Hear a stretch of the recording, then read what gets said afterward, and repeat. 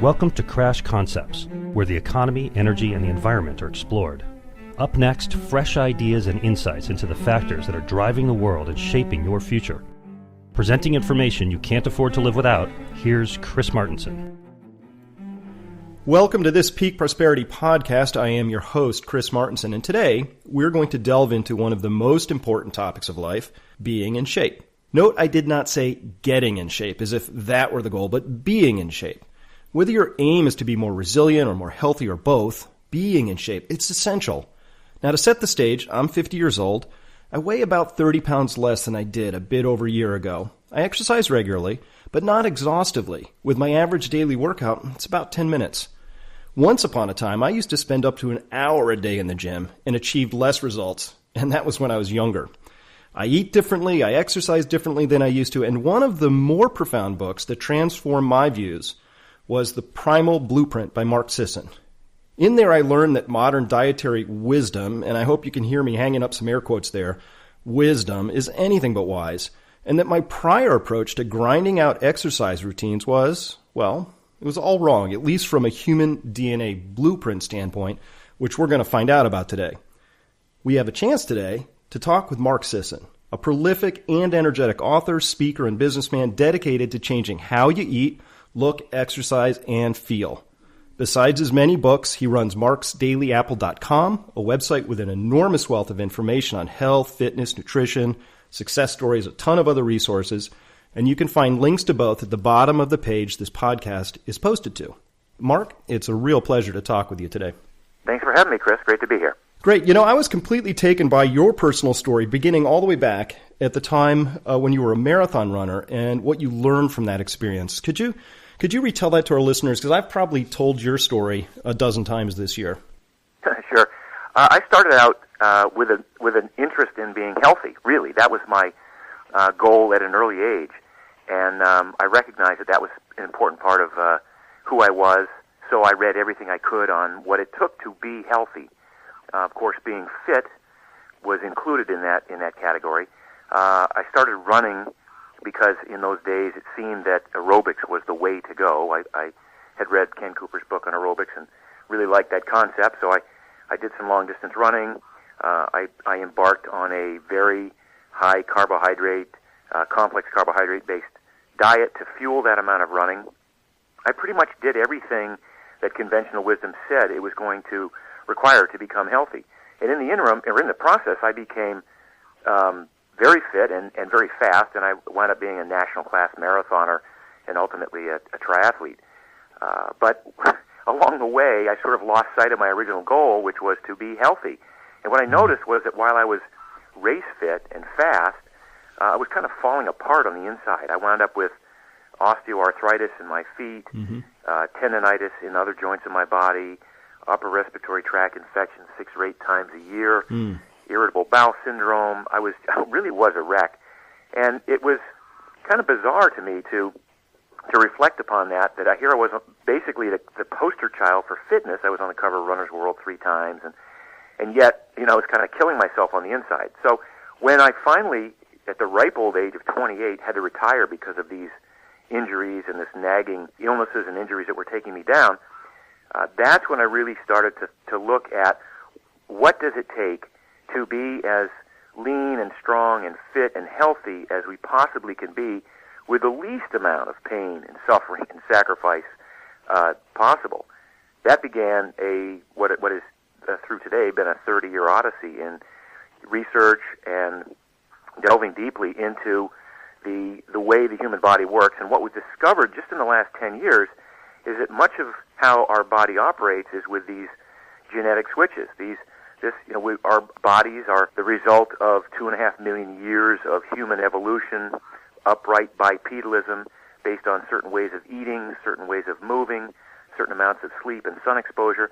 And if we can dig deeply into all of the behaviors that created this recipe that we all possess to build a strong, fit, healthy, happy, productive human being, then we can combine the best of evolutionary biology and modern genetic science to kind of literally take responsibility for our health from this point going forward.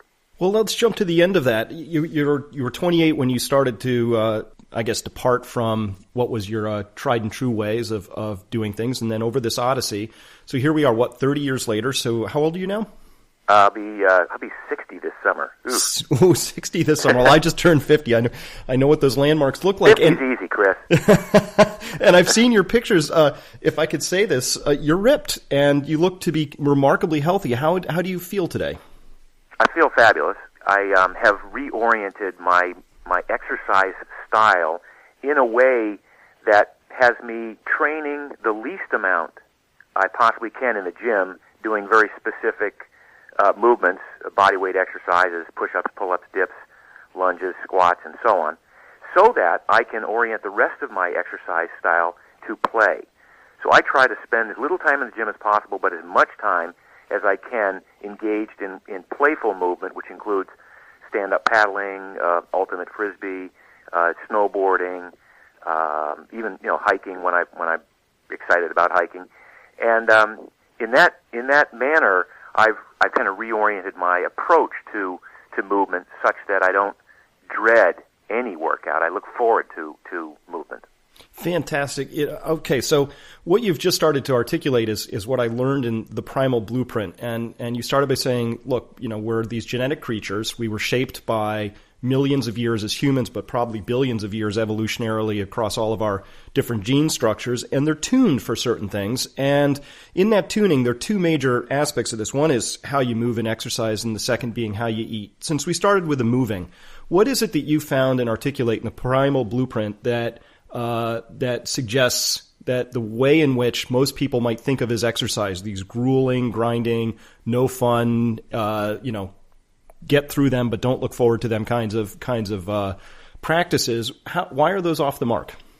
Well, if you look at, again, the historical movement pattern of humans, it involves a lot of movement at low levels of aerobic activity, walking, crawling, migrating, foraging. These are all terms we use to describe hunter-gatherers. Very rarely is there any long-term, high-end aerobic activity where you're out, pushing the heart rate high for 40 minutes or an hour and a half. So there's a lot of low-level activity. And then this is, again, a typical human historical movement pattern. Then there are brief periods of high-intensity activity where you're lifting, again, if you look at the ancestral patterns, lifting rocks, carrying babies, lugging a carcass back to the camp, sprinting after an animal that you might want to be having for dinner, or sprinting away from an animal that might want to have you for dinner. Yeah. But these are so they're brief periods of high intensity where it's an all-out effort, but for the most part, long periods of low-level activity, and we can't. It's difficult to recreate that because we sit so much these days at work, and what we do in the Primal Blueprint is we try to find ways. Hacks is the term that we use to move more, whether it's parking further away from work and walking that extra block or two, or taking the stairs instead of the elevator, or whether it's getting up every 20 minutes and walking around the office if your boss will allow you to do that, or going for a walk at lunch with your coworkers. We try to find ways in which to inject this low-level activity, and then try to find ways to get to the gym, or just even in your backyard, and drop and do a quick set of 50 push-ups, or whatever it is, to get those brief bursts of high-intensity activity, because the body doesn't expect us to be slogging it out every day. I mean, the real observational study that just about everybody can agree with is you go to the gym and you see these same people on the treadmill day in and day out for years and years. And yes, they are working hard, and yes, they are sweating, but yes, they also have the same 25 pounds to lose that they just can't seem to get rid of. And it's partly because of the movement pattern, and partly because of their diet, which we can, segue into it when you're ready. But a lot of this, the movement is, it just doesn't, if you get the diet right, if you realize that 80% of your body composition happens as a result of how you eat, how you manipulate hormones and gene expression through food, then you also get that you don't need to do that much exercise to maximize strength and body composition. You know, this has been absolutely true for me. We'll get to the food in just a second, but my daily 10-minute workout, one of the things I picked up from your book was to do high intensity every so often, but going to failure, really actually going to failure. That last one push-up, that last one pull-up, that last one curl seems to do more for me than anything I'd done before. And it's been transformative, and it really... But the point is, I'm not spending nearly as much time on the exercise portion as I used to, because I think it's really more about, as you say, the 80% of the gain is going to come from what you're putting into your body. That's where I've noticed. And the first thing, even before I came across your book, was for whatever reason, I decided I was just going to start listening to my body. And when I would open up the fridge, more often than not, it would scan everything in there, and my body would say, nah, don't want any of that stuff. So I learned to listen to my body, and it started gravitating towards many of the things that you have. Just this fabulous, I've got your cookbook here, the Primal Blueprint Cookbook, and just fabulous, delicious, tasty recipes. But let's talk about where we are with nutrition in this country, sort of set the stage. I mean, we've all seen the numbers, right? We are probably the most morbidly obese country on the planet, or close to it, and this is all coming with probably more information about how the body works than we've ever had at any point in time. What is going wrong here? Well, our genes were forged in a crucible where macronutrients like fat, protein, carbohydrate were scarce, and carbohydrates were particularly scarce. And all of a sudden, we're thrust into this 21st century environment now, where food is readily accessible everywhere, and particularly processed carbohydrates and sugars.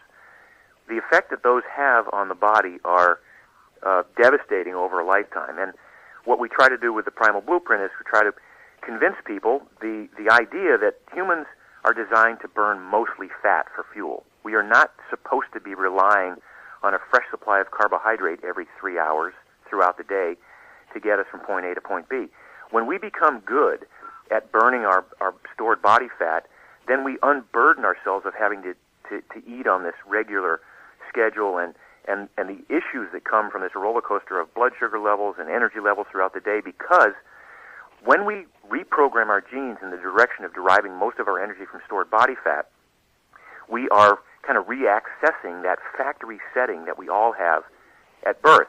Now, how that manifests itself is most people on the Primal Blueprint are eating a relatively lower carbohydrate diet, but they're not avoiding the good carbs. They're not, plenty of vegetables, some fruit, and so on. They're just what they're avoiding are the toxic, processed, high carb foods, the flours and the sugars and the things that you find in cereals and pasta and bread and crackers and cookies and desserts and all that. Once you get rid of that stuff, you find that there's this vast cornucopia of really great tasting natural foods that you can have pretty much whenever you want.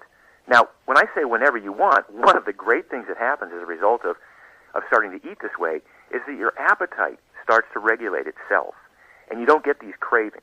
Because when you become good at burning off your own stored body fat, your body doesn't know whether the 500 calories that you have for lunch came off a plate of ribeye steak or off your thighs. It's still the same fat that the body is burning effectively and prefers to burn, and so you tend not to have these dramatic swings in energy levels, and your appetite regulates, and so you wind up choosing to eat less, or certainly, not to have to fight off this urge all the time to cut back on your eating, because you do it automatically. Now, this urge, you mentioned before that we have to reprogram our genes. So I'm hearing at least two pathways in here. One is a fat-burning pathway. Another is a carbohydrate-burning or dependent pathway. Are those operating in parallel at all times, and we're sort of dialing one up or one down, or is it literally switching from one pathway to another? Oh, no. It's what we call fuel partitioning, and there's always some of each going on at any point in time. But what we want to do is we want to get to that point where we reduce our body's expectation of getting carbohydrate and increase its ability to access and burn fat. And this is where the genes come into play. This is where the signals that we provide from both the diet and the exercise cause what we call upregulating of the enzyme systems that are involved in fat metabolism and burning, and they downregulate the systems that are expecting carbohydrate or that are depending on sugar all the time. We use the term kind of loosely that you go from being a sugar burner to being a fat burner. A fat burner. And so in this diet then, your basic dietary recommendations, besides doing away with carbohydrates, by which especially heavily processed carbohydrates are the ones with the least value beyond just simply providing calories, what are your recommendations on the pro side? What is it that we're increasing here? We're increasing, for most people, that means increasing healthy fats. So that means having access to things like avocado, butter, olive oil, eggs, grass-fed meats when available, but that's not a deal breaker right there. Just good cuts of meat. The point being that saturated fat is not the enemy, so we don't really avoid saturated fat on this program. We just look for the best possible sources of fats and use those as a main source of calories in the eating strategy. I even hesitate to call it a diet, but when you reduce your dependency on sugars and processed carbohydrates, and you recognize that again, you can eat what you want from a list of vegetables and fruits and some starchy natural tubers like sweet potatoes and potatoes. It's really difficult to get more than 200 or 250 grams of carbs a day, and the rest of it automatically comes from those healthy choices of protein and fat.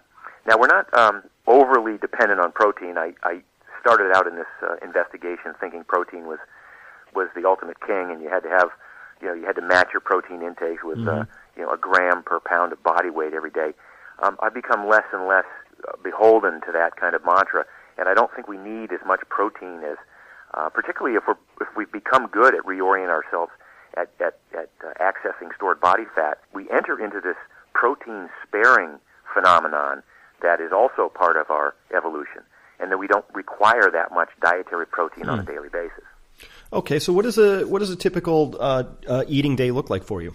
So because I've become so good at burning fat, I wake up in the morning and I'm not really hungry, and I might have a cup of coffee to get me started because coffee is allowed on this program. And, Glad to hear it. I don't abuse it. I have a cup in the morning, but I engage in what we call a compressed eating window. So I might have my first meal at 1 o'clock in the afternoon, and that would be it might be a giant salad with some form of protein on it, and then a second meal that I would have later on the day might be at 7 o'clock at night, and that might be dinner. Now, I don't do this because I'm trying to deprive myself. I eat according to my hunger, and the irony is I'll wake up again, start working, go through the morning. I might break mid-morning and go to the gym or go for a hike or go for a paddle, and do so not having eaten since 7 o'clock the prior evening. But because I've become so good at burning fat, the energy for that workout is coming mostly from stored body fat, and that's a powerful tool for certainly for me to maintain my body composition, but it's also a powerful tool for people who are trying to lose excess body fat. And the other thing that I've noticed, which I think I find a very compelling argument for this way of eating, is that I probably consume 20 to 30% fewer calories per day than I used to when I was big on the carbohydrates. Because I've become so efficient at what I do in terms of energy production, I don't need to be eating just for the sake of increasing my metabolism.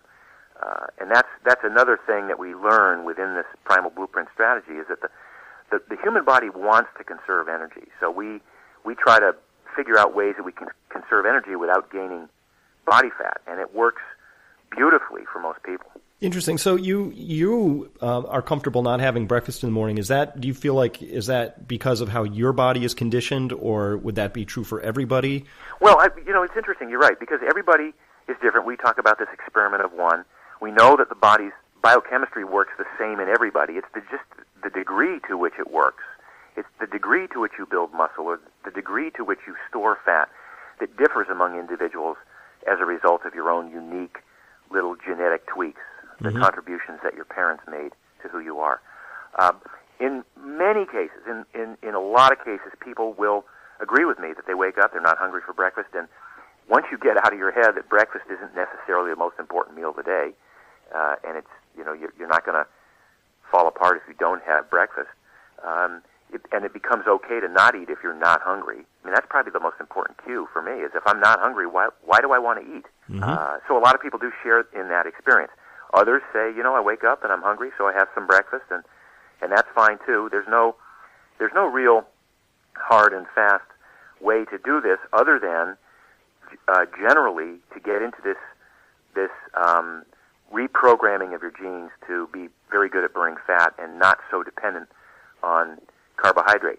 And over time, people arrive at it. What I think you actually sort of acknowledge it yourself, that there's an intuitive sense that you get when you open the refrigerator and you go, yeah, I feel like this, and I know I know I don't want to put that in my body. And it's it's a very empowering feeling to understand that not only do you know how to eat and when to eat and what to eat, but it's not driving your life in a way that it does for so many people who are on a quote-unquote diet. There's so much of our conventional wisdom that used to drive my behaviors. Of course, we have the food pyramid, but breakfast is the most important part of the day. There's a lot of marketing, whether it comes from the USDA or from food manufacturers, around what and how we're supposed to eat. But as a parent, one of the things I noticed was that our bodies do a great job of telling us what to eat. And I noticed this in my children, because when my children would be going through a growth spurt, we could not possibly keep bananas on the counter. They would just power through them, and then my wife would keep buying the bananas, and then they'd eventually start rotting on the counter because the kids would be done with their growth spurt and they wouldn't eat them anymore. So the kids automatically knew when their body wanted whatever it was the banana was providing, probably potassium. And so there's a signal to me that our bodies can tell us exactly what we need. And so quite regularly I listen as much as I can to my body, and it gives me it very usually follows along with everything that you've taken the trouble and to articulate so beautifully in your cookbooks and your other materials. So it's really just it's gaining the knowledge for me and then following that if I listen carefully to what my body actually says. Agreed. And the one caveat is that you can't have junk in the house, because the brain, we're still wired to go after sweet stuff because it was so scarce throughout most of human history. Yeah. And yet we're so confronted with candy and sweets and desserts and everywhere we turn. So one of the strategies is kind of get rid of those in your own house, so that when it does come time to snack or open up the refrigerator, you're presented with a range of choices,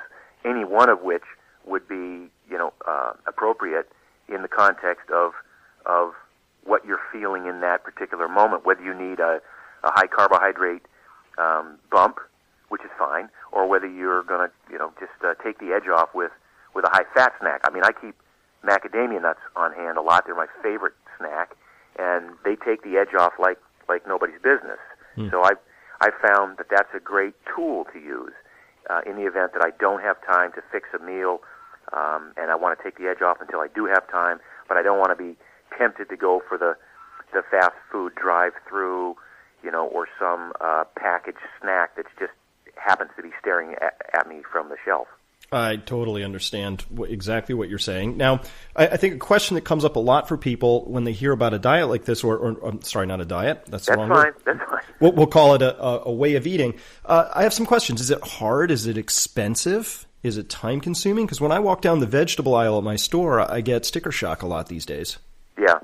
Well, it's not hard if you are willing to take the few weeks that the transition, literally the biochemical transition in your body will take. That's why I have a book called The 21-Day Total Body Transformation, because it takes about 3 weeks of this regular eating style for your body to upregulate all those enzyme systems that we want and downregulate the other ones. So that's the part that's maybe hard. I also am really down on grains. I think grains are the worst thing that ever happened to us. And so if we can get rid of grains in our diet, I think all of us are better off for having done that.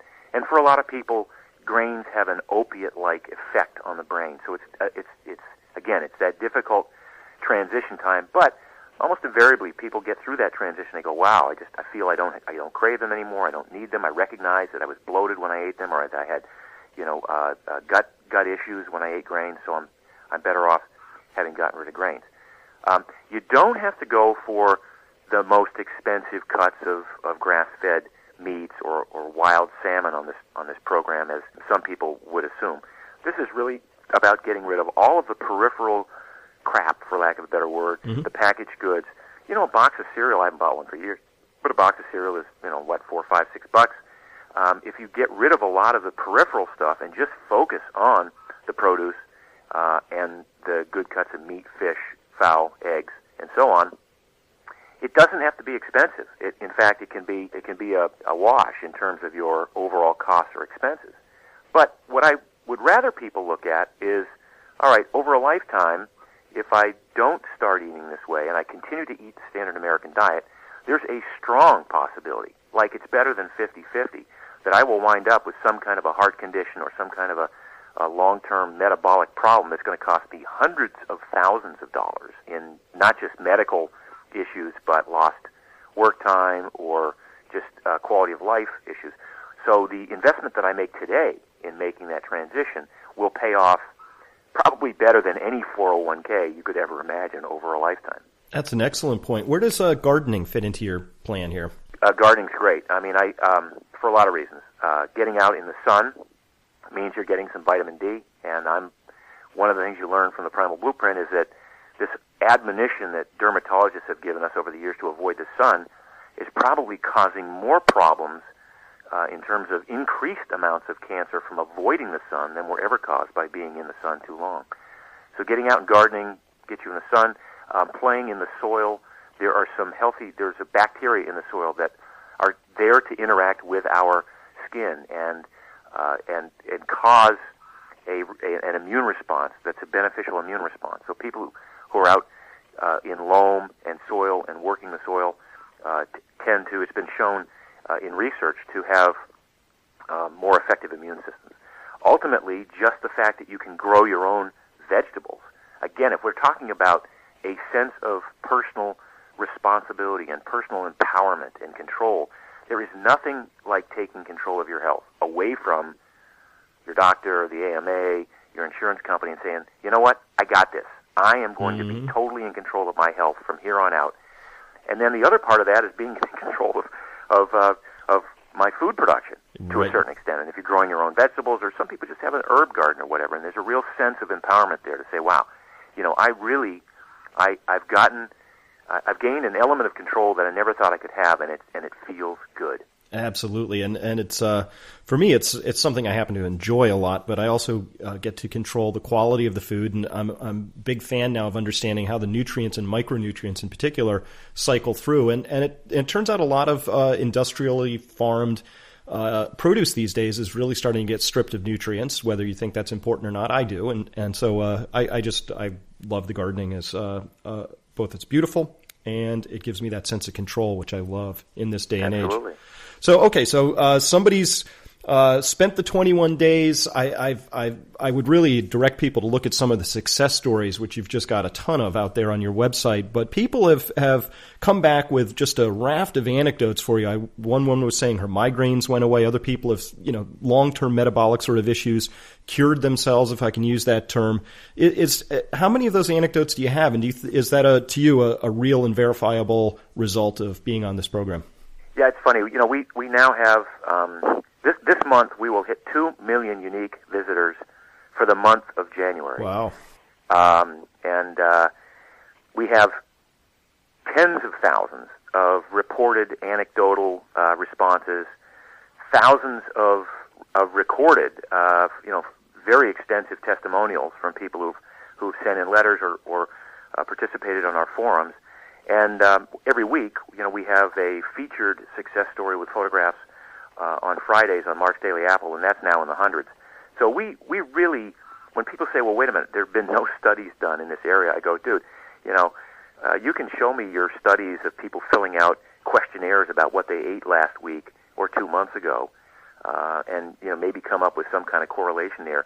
But I would argue that my hundreds of thousands of user experiences and my tens of thousands of testimonials will trump that, particularly when people say, look, it's great that I lost 50 pounds or 105 pounds and my polycystic ovarian syndrome went away or I cured my type 2 diabetes, but the most important thing about this eating strategy is I know I can do this for the rest of my life. It's a sustainable program because that's what your genes expect. Mm-hmm. Well, that's just fantastic. And Mark, I really want to thank you for your time today. And I want to be sure people know that they can find you at marksdailyapple.com. Is there anything more you'd like to tell us about your offerings there and the resources you have available? Well, yeah, sure. We've got a regular weekly newsletter.